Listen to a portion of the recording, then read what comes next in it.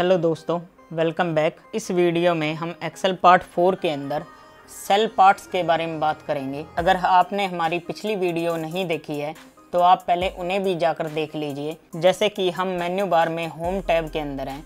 अब आपको यहाँ पर आगे की तरफ एक सेल टैब शो हो रहा होगा। आपको यहाँ पर 3 ऑप्शन शो हो रहे होंगे, इंसर्ट का, डिलीट का, फॉर्मेट का। आज हम एक एक कर इन्हीं तीनों के बारे में बात करेंगे। जैसे ही हम इंसर्ट बटन पर क्लिक करते हैं, आपको यहाँ पर 4 ऑप्शन शो होंगे। फर्स्ट ऑप्शन के जरिए आप अपनी शीट के अंदर एक नए सेल को ऐड कर सकते हैं। सेकंड ऑप्शन इंसर्ट शीट रो, इसके जरिए आप अपने शीट के अंदर एक रो को ऐड कर सकते हैं। इंसर्ट शीट कॉलम, इसके जरिए आप अपनी शीट के अंदर एक कॉलम को इंसर्ट कर सकते हैं। और इंसर्ट शीट, इसके जरिए आप एक नई शीट क्रिएट कर सकते हैं। तो सबसे पहले हम इंसर्ट शीट रो के बारे में बात करेंगे। हालांकि सबसे ऊपर ऑप्शन इंसर्ट सेल का है, लेकिन इसके बारे में हम बाद में बात करेंगे। तो अगर आपने हमारी पिछली वीडियो देखी है तो आपको ये पता होगा कि जो हमारी हॉरिजॉन्टल लाइन होती है, जैसे कि ये 6 नंबर है, इन्हें हम रो कहते हैं। और जो हमारी ये वर्टिकल लाइन होती है, जैसे कि ABC, ये जो लिखा हुआ है, इन्हें हम कॉलम्स कहते हैं। तो अगर हमको एक नई रो इंसर्ट करनी है तो हमको सबसे पहले ये देखना है कि हमें रो कहाँ पर इंसर्ट करनी है। मान लीजिए आपको यहाँ पर 3 नंबर के ऊपर एक और रो को इंसर्ट करना है, जिसमें आपको कोई और नाम देना था या कुछ भी एक चीज़ को ऐड करना था। तो सिंपली हमें इस पर क्लिक करना है। और अब हम यहाँ पर क्लिक करते हुए 3 नंबर पर हम क्लिक करेंगे और यहाँ पर वापस से इंसर्ट पर क्लिक करेंगे और यहाँ पर इंसर्ट शीट रो पर क्लिक करेंगे। जैसे ही हमने इंसर्ट शीट रो पर क्लिक किया, अब आप देखें जो हमारी नंबरिंग वाली लाइन थी, यानी कि 1256 वाली, वो नीचे की तरफ आ चुकी है और 3 नंबर पर एक नई रो इंसर्ट हो चुकी है। अब आप चाहें तो इसमें कुछ भी और ऐड कर सकते हैं। अब इसी तरीके से यदि हमें किसी कॉलम को ऐड करना है, जैसे कि मुझे नंबर के बाद और करेंसी से पहले एक कॉलम को ऐड करना है, कि मान लीजिए आप यहाँ पर नेम लिखना चाहते हैं और आपने पहले वो क्रिएट नहीं किया है, तो अब आप सारों को तो डिलीट नहीं करेंगे। तो इसके लिए हम यहाँ पर C पर क्लिक करेंगे, यानी कि करेंसी पर क्लिक करेंगे। वापस से इंसर्ट टैब पर क्लिक करेंगे और नीचे की तरफ इंसर्ट शीट कॉलम पर क्लिक करेंगे। अब जैसे ही मैंने इंसर्ट शीट कॉलम पर क्लिक किया, आपने देखा यहाँ पर जो करेंसी वाला पार्ट था वो C से हट के D पर जा चुका है और C एक नई कॉलम क्रिएट हो चुकी है। अब इसके अंदर जैसे कि हमने नाम को शो करना था, तो हम यहाँ पर कोई भी नाम दे देंगे। इसी तरीके से आप चाहें तो एक और कॉलम को ऐड कर सकते हैं, या अगर आप चाहें तो एक रो को वापस से ऐड कर सकते हैं। तो इंसर्ट सेल का मीन ये है, जैसे मैं करंट टाइम के अंदर यहाँ पर 5 नंबर रो में और B कॉलम के अंदर हूँ, तो मुझे यहाँ पर अगर एक और सेल चाहिए, यानी कि मैं ना एक रो क्रिएट करना चाहता हूँ और ना ही एक नया कॉलम क्रिएट करना चाहता हूँ, सिर्फ मुझे ये एक सेल चाहिए, यानी कि एक बॉक्स ही चाहिए, तो मैं यहाँ पर क्लिक करूँगा और इंसर्ट बटन पर फिर से क्लिक करूँगा और क्लिक करने के बाद इंसर्ट सेल पर क्लिक कर दूँगा। जैसे ही मैं इंसर्ट सेल पर क्लिक करूँगा, आपके सामने एक पॉपअप सा ओपन हो जाएगा। इस पॉपअप के अंदर आपसे पूछा जाएगा कि जिस सेल के अंदर आप हैं, आप इसे नीचे की तरफ शिफ्ट करना चाहते हैं या आप इसे राइट की तरफ शिफ्ट करना चाहते हैं। जैसे मैं इसको डाउन की तरफ स्किप करना चाहता हूं, तो मैं शिफ्ट सेल डाउन पर क्लिक करूंगा और ओके पर क्लिक कर दूंगा। जैसे ही मैंने ओके पर क्लिक किया, अब आपने देखा होगा जो हमारा ये 5236 नंबर था, ये नीचे की तरफ शिफ्ट हो चुका है और यहाँ पर ऊपर की तरफ एक न्यू सेल क्रिएट हो चुका है। और ना हमने एक नई रो क्रिएट की है, क्योंकि जो हमारे करेंसी के या अकाउंटिंग के जो भी नंबर फॉर्मेट थे वो एज इट इज़ सेम जगह पर हैं। इसी तरीके से हम एक सेल को भी क्रिएट कर सकते हैं, जिससे कि ना हमारी एक नई रो क्रिएट होगी और ना हमारा एक कॉलम क्रिएट होगा। यदि आप एक नई शीट क्रिएट करना चाहते हैं, जैसे कि आपको नीचे की तरफ यहाँ शो हो रहा है शीट 1, शीट क्रिएट करने का तरीका मैंने पहले भी अपनी पिछली वीडियो में बताया था। लेकिन अगर आप इस तरीके से शीट क्रिएट करना चाहते हैं, तो आपको यहाँ पर वापस से इंसर्ट बटन पर क्लिक करना है और नीचे की तरफ इंसर्ट शीट पर क्लिक करना है। जैसे ही इंसर्ट शीट पर क्लिक करेंगे, यहाँ पर नीचे की तरफ आपको शो हो रहा होगा शीट 2 एक नई क्रिएट हो चुकी है। इसी तरीके से आप सेल फॉर्मेट के अंदर इंसर्ट बटन का यूज़ कर सकते हैं। इंसर्ट बटन के ठीक बाद आपको एक और बटन शो हो रहा होगा डिलीट का। डिलीट का काम बिल्कुल इंसर्ट से अपोजिट ही है। जिस तरीके से हम इंसर्ट बटन के द्वारा किसी भी चीज़ को इंसर्ट कर सकते हैं, उसी तरीके से हम डिलीट बटन के द्वारा किसी भी चीज़ को डिलीट कर पाएंगे। जैसे कि हम यहाँ पर डिलीट ऑप्शन पर क्लिक करते हैं और आपको वही 4 ऑप्शन जो कि इंसर्ट में शो हो रहे थे कि इंसर्ट सेल, इंसर्ट शीट रो, इसी तरीके से आपको डिलीट के अंदर शो होंगे। अब जैसे कि हमने यहाँ पर ये 3 नंबर एक नई रो क्रिएट की थी, अगर हम वापस से इसे डिलीट करना चाहते हैं तो हमें यहाँ पर 3 नंबर पर क्लिक करना होगा और हम यहाँ पर डिलीट बटन पर क्लिक करेंगे और सेकंड नंबर पर जो आपको ऑप्शन शो हो रहा है डिलीट शीट रो, इस पर आप क्लिक कर देंगे। जैसे ही आप क्लिक करेंगे 3 नंबर में जो एक ब्लैंक रो थी वो यहाँ पर डिलीट हो चुकी है। इसी तरीके से हमने यहाँ पर एक कॉलम भी क्रिएट किया था जो कि सी था, जिसमें हमने नेम फॉर्मेटिंग की थी। अगर हम पूरे कॉलम को डिलीट करना चाहते हैं, हम वापस से सी पर क्लिक करेंगे। यहाँ पर हम सेल के अंदर डिलीट बटन पर क्लिक करेंगे और नीचे की तरफ आपको जो थर्ड ऑप्शन शो हो रहा है डिलीट शीट कॉलम, इस पर आप क्लिक करेंगे। जिस तरीके से रो आपकी डिलीट हुई थी, कॉलम भी उसी तरीके से डिलीट हो जाएगा। अब इसी तरीके से यदि आपको किसी सेल को डिलीट करना है, जैसे कि इस सेल को जो कि 8 नंबर रो में है, मैं इस सेल को डिलीट करना चाहता हूँ, तो मैं इस पर क्लिक करूँगा। वापस से मैं डिलीट बटन पर क्लिक करूँगा और यहाँ पर डिलीट सेल पर क्लिक कर दूँगा। जैसे ही मैं डिलीट सेल पर क्लिक करूँगा, फिर से हमारे सामने एक पॉपअप बॉक्स ओपन हो जाएगा। उसके अंदर सेम वही ऑप्शन होंगे कि यदि हम अपने सेल को लेफ़्ट में शिफ्ट करना चाहते हैं, यदि हम अपने करंट सेल को राइट में शिफ्ट करना चाहते हैं, यदि हम पूरी की पूरी रो को ही डिलीट करना चाहते हैं या पूरे के पूरे कॉलम को ही डिलीट करना चाहते हैं, तो फ़िलहाल हमें ऐसा कुछ नहीं करना है। हमें सिर्फ अपने सेल को लेफ़्ट में शिफ्ट कर देना है। ओके पर क्लिक करेंगे और ये सेल यहाँ से डिलीट हो जाएगा। अब इसी तरीके से डिलीट के अंदर जो 4th ऑप्शन है वो वही है कि अगर आप अपनी शीट को डिलीट करना चाहते हैं, अब जिस भी शीट को हमने डिलीट करना है, सबसे पहले उस शीट को हम ओपन कर लेंगे। जैसे हमने शीट 2 क्रिएट की थी तो हम इसे ओपन कर लेंगे। अब वापस से हम डिलीट बटन पर क्लिक करेंगे और नीचे की तरफ डिलीट शीट पर क्लिक कर देंगे।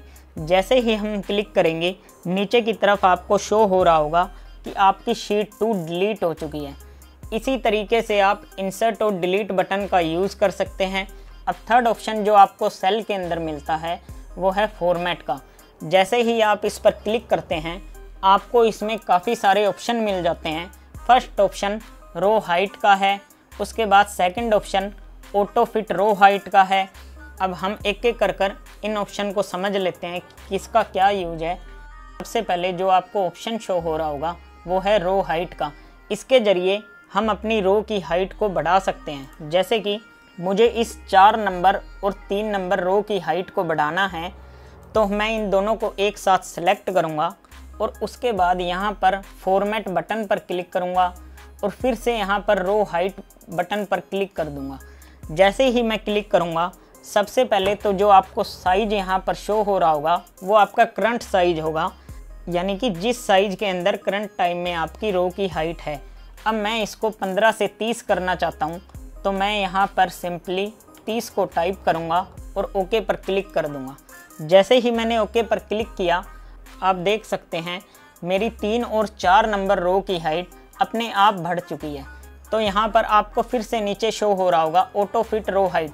इसका मीन ये होता है कि अगर आप किसी भी रो को सिलेक्ट करके यहाँ पर फॉर्मेट बटन पर क्लिक करते हैं और ऑटो फिट रो हाइट पर क्लिक करते हैं, तो ये अपने आप ही रो की हाइट को एडजस्ट कर देगा जिस तरीके का आपने रो के अंदर डाटा फीड कर रखा है। इसी तरीके से हम फॉर्मेट बटन पर फिर से क्लिक करते हैं। इसके नीचे आपको ऑप्शन शो हो रहा होगा कॉलम विड्थ का। इसके अंदर आप अपनी कॉलम की विड्थ को बढ़ा सकते हैं।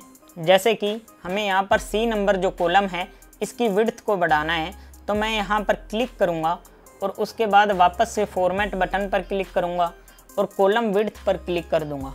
अब फिर से वही आपको यहाँ पर बाय डिफ़ॉल्ट वो विड्थ शो होगी जो कि आपके कॉलम की करंट टाइम में है। अगर आप इसे और ज़्यादा बढ़ाना चाहते हैं, मैं इसको भी वापस से 30 कर देता हूँ और जैसे ही मैं ओके पर क्लिक करूँगा, आप अब देखें आपके सी कॉलम की विड्थ अपने आप बढ़ चुकी है।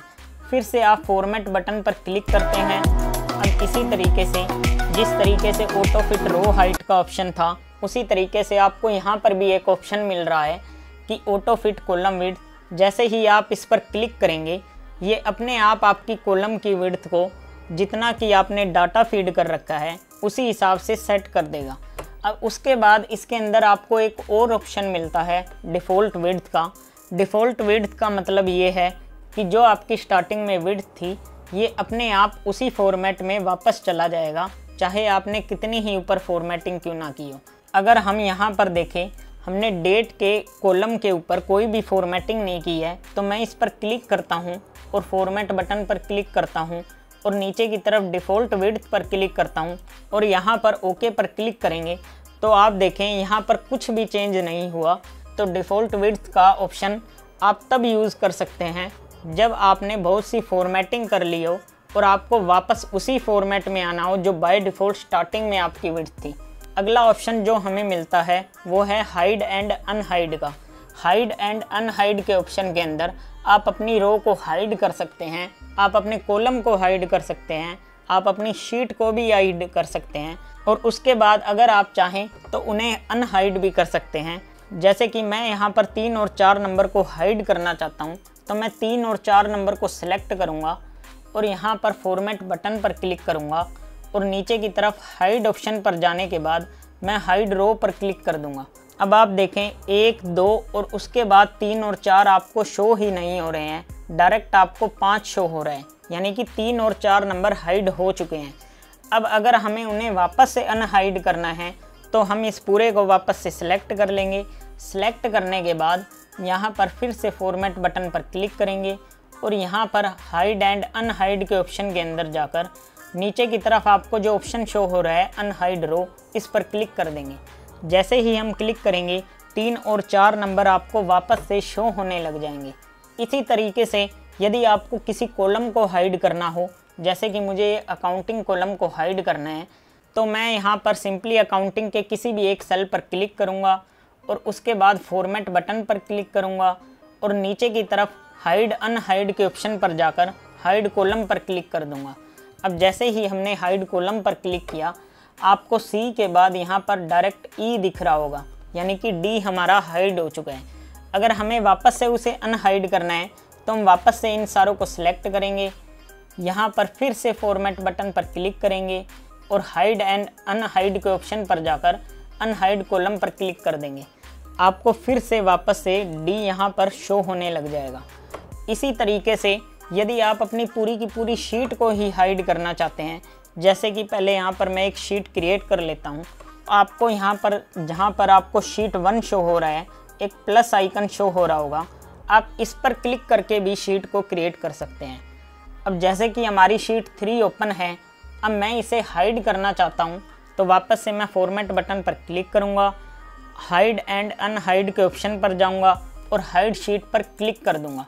आपकी यहाँ पर जो शीट 3 थी, जो कि नई क्रिएट हमने की थी, वो यहाँ पर हाइड हो चुकी है। इसी तरीके से यदि हमें वापस शीट को अनहाइड करना है, फिर से हम फॉर्मेट बटन पर क्लिक करेंगे, हाइड एंड अनहाइड के ऑप्शन पर जाएंगे और नीचे नीचे आपको एक ऑप्शन शो हो रहा होगा अनहाइड शीट का, इस पर हम क्लिक कर देंगे। अब आपको ये वापस से शो करवा देगा कि आपने किन किन शीटों को हाइड कर रखा है। जैसे कि हमने शीट 3 को ही हाइड किया है, तो आपको यहाँ पर शीट 3 का नाम शो हो रहा है। हम ओके पर क्लिक करेंगे, शीट 3 आपको वापस शो होने लग जाएगी। अब फॉर्मेट बटन के अंदर ही आपको एक और ऑप्शन नीचे की तरफ शो हो रहा है रीनेम शीट का। इसके ज़रिए आप अपनी शीट का रीनेम कर सकते हैं। तो आप यहाँ पर रीनेम शीट पर क्लिक करेंगे। रीनेम शीट उसी का होगा जो शीट आपने करंट में ओपन कर रखी है। अब जैसे ही हमने रीनेम शीट पर क्लिक किया, यहाँ पर आपको शीट नेम के ऊपर कर्सर ब्लिंक करता दिखा रहा होगा। हम यहाँ पर किसी भी नाम को टाइप कर सकते हैं। नाम टाइप करने के बाद आपको कहीं भी शीट के अंदर क्लिक कर देना है, आपकी शीट का नाम चेंज हो जाएगा। अब फॉर्मेट बटन के अंदर अगला जो आपको ऑप्शन शो हो रहा है वो है मूव और कॉपी शीट का। यदि हम अपनी शीट की कॉपी बनाना चाहते हैं या उसे मूव कराना चाहते हैं तो आप इसमें वो भी कर सकते हैं। उसी शीट पर क्लिक करके रखना है, यानी कि आपको उसी शीट को ओपन करके रखना है जिसकी आप कॉपी बनाना चाहते हैं, और उसके बाद हमें यहाँ पर मूव और कॉपी शीट पर क्लिक कर देना है। क्लिक करने के बाद आपको इस शीट की कॉपी बनानी है, तो आप यहाँ पर नीचे की तरफ जो एक आपको बॉक्स शो हो रहा है क्रिएट ए कॉपी का, इस पर क्लिक करेंगे और यहाँ पर ओके पर क्लिक कर देंगे। आप देखिए यहाँ पर एक और नाम से, जो कि हमने वेरिएबल नाम दिया था, उसके आगे सिर्फ आपको 2 बटन शो हो गया है, क्योंकि हमने यहाँ पर एक कॉपी तैयार की है और जो हमारी ओरिजिनल शीट थी वो इस सेंटर वाली है, और हमने जो नई कॉपी तैयार की थी वो एक और तैयार हो चुकी है। इसी तरीके से आप चाहें तो अपनी शीट की काफ़ी कॉपियाँ भी तैयार कर सकते हैं। अब आप चाहें तो अपनी शीट के नेम का कलर भी चेंज कर सकते हैं। आपको उस शीट को ओपन करके रखना है जिस शीट का आप कलर चेंज करना चाहते हैं, और फिर से यहाँ पर फॉर्मेट बटन पर क्लिक करेंगे और उसके बाद आपको जो नीचे ऑप्शन शो हो रहा है टैब कलर का, इस पर हम क्लिक करेंगे। अब आप यहाँ पर देखें, जैसे जैसे मैं अपने कर्सर को मूव कराता जा रहा हूँ कलर पर, नीचे की तरफ आपकी शीट का कलर चेंज होता जा रहा है। अब आपको जिस भी तरह का कलर चाहिए उस कलर को हम यहाँ पर सिलेक्ट करेंगे और ओके पर क्लिक कर देंगे। आपको शीट नेम में रेड कलर शो हो रहा होगा। अब कई बार ऐसा होता है कि हम अपनी शीट में ऐसा डाटा रखते हैं कि हम नहीं चाहते कि कोई और उस शीट को यूज करे या उस शीट के अंदर कोई एडिटिंग वगैरह करे, तो हम चाहें तो अपनी शीट को लॉक भी कर सकते हैं। लॉक मतलब आप चाहें तो अपनी शीट पर पासवर्ड भी लगा सकते हैं। उसके लिए हमें ये करना होगा, आपको जिस भी शीट पर लॉक लगाना है, यानी कि जिस भी शीट को प्रोटेक्ट करना है, आप उसको सबसे पहले ओपन कर लेंगे और उसके बाद फिर से यहाँ पर फॉर्मेट बटन पर क्लिक करेंगे और आपको नीचे ऑप्शन शो हो रहा है प्रोटेक्ट शीट का, आप इस पर क्लिक कर देंगे। प्रोटेक्ट शीट पर क्लिक करने के बाद आपको यहाँ पर ऊपर की तरफ कोई भी पासवर्ड दे देना है कि जिसके ज़रिए आप अपनी शीट को वापस से ओपन कर यूज़ कर पाएँ, यानी कि उसमें एडिटिंग कर पाएँ। तो मैं यहाँ पर पासवर्ड दे देता हूँ 4x0। आप यहाँ पर ओके पर क्लिक करेंगे। उसके बाद फिर से आपको वही पासवर्ड को री एंटर करना है और ओके पर क्लिक कर देंगे। अब होगा ये कि आपकी जो यहाँ पर ये शीट है वेरिएबल नाम की, ये लॉक हो चुकी है, यानी कि आप इसमें क्लिक तो कर सकते हैं, लेकिन अगर मैं इसमें कुछ भी यहाँ पर टाइप करता हूँ तो आपको यहाँ पर एक एरर सा शो हो जाएगा। अगर आप इसको और अच्छे तरीके से देखें तो अगर मैं यहाँ पर किसी भी सेल में, कॉलम में, रो में क्लिक कर रहा हूँ तो आपको ऊपर के सारे ऑप्शन हाइड शो हो रहे होंगे, यानी कि हम यहाँ पर कुछ भी क्लिक नहीं कर सकते हैं। जैसे ही मैं इसमें कुछ एडिटिंग करता हूँ, यानी कि कोई भी की प्रेस करता हूँ, ये मुझे एरर दे देता है कि आपकी शीट प्रोटेक्टेड है। अब जैसे कि हमने यहाँ पर इस शीट की एक कॉपी भी तैयार की थी, अब हम उस शीट पर अगर जाते हैं, अब मैं यहाँ पर अगर कुछ भी अलग से लिखता हूँ तो आप देखें मैं लिख पा रहा हूँ, क्योंकि हमने इस शीट को प्रोटेक्ट नहीं किया है, यानी कि इसमें हमने पासवर्ड नहीं लगाया है। अगर हमें वापस से इसे पासवर्ड से हटाना है तो हमें फिर से यहाँ पर फॉर्मेट बटन पर क्लिक करना होगा और नीचे की तरफ आपको ऑप्शन अब शो हो रहा होगा अनप्रोटेक्ट शीट का, आप इसको ओके करेंगे। अब यह आपसे वही पासवर्ड मांगेगा जो आपने शीट को प्रोटेक्ट करते टाइम दिया था, जो कि हमारा पासवर्ड था 4x0। एंटर करने के बाद हम ओके पर क्लिक करेंगे। अब चाहे तो हम इसमें कुछ भी टाइप कर सकते हैं और उसे सेव भी कर सकते हैं। इस तरीके से आप अपनी शीट को अगर प्रोटेक्ट करना चाहें तो आप वो भी कर सकते हैं। अब फॉर्मेट बटन के अंदर जो आपको लास्ट ऑप्शन मिल रहा है वो है फॉर्मेट सेल का। ये वही ऑप्शन है जो हमने पिछली वीडियो में समझा था, यानी कि जिसमें आप जनरल, नंबर, करेंसी वगैरह को सेट कर सकते हैं, टेक्स्ट को अलाइन कर सकते हैं, फ़ॉन्ट बॉर्डर को चेंज कर सकते हैं। तो आज की वीडियो में बस इतना ही। आशा करता हूँ आपको इस वीडियो में काफ़ी कुछ सीखने को मिला होगा। अगर आपको वीडियो अच्छी लगी हो तो इसे लाइक ज़रूर करें और अपने दोस्तों के साथ शेयर ज़रूर करें, और चैनल पर नए आए हैं तो ऐसी ही वीडियो और देखने के लिए सब्सक्राइब ज़रूर करें। मिलते हैं नेक्स्ट वीडियो में, तब तक के लिए जय हिंद, वंदे मातरम।